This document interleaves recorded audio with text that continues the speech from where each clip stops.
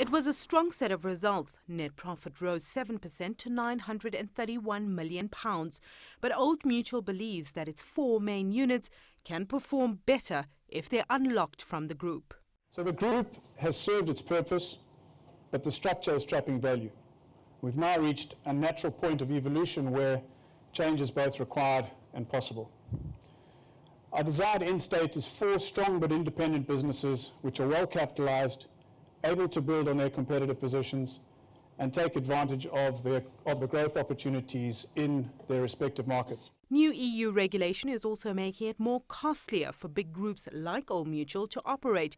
Companies are now required to hold enough capital to cover claims in order to prevent insolvency. Old Mutual's capital requirements almost doubled to £4.4 billion in the last year. A holding company doesn't necessarily see a symmetry between the benefits it can have from a regulated subsidiary and the capital that it needs to hold against that. So from a capital point of view, it becomes quite tricky. The splitting up of the group's investment, insurance, banking and emerging markets businesses will take up to 18 months. Old Mutual will reduce its majority stake in Nedbank to a minority stake. But Hemphill said they're not looking for a buyer for the South African banking group.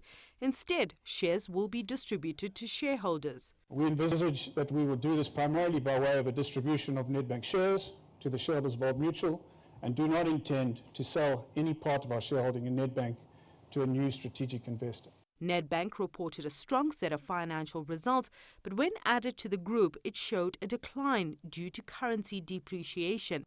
But many believe the bank is still a good buy.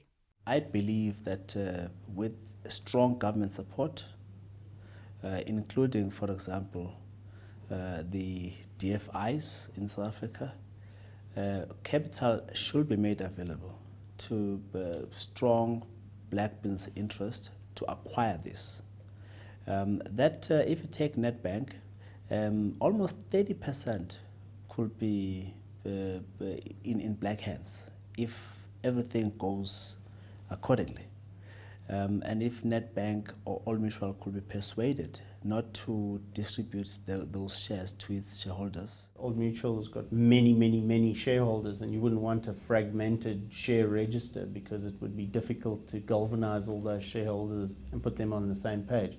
So maybe some sort of structural mechanism to do an odd lot offer at some stage. African assets are still providing strong returns for big international companies, but new banking regulations, a safeguard to prevent another financial crisis, are making these assets too costly to hold on to. Sumitra Nydoo, CCTV, Johannesburg.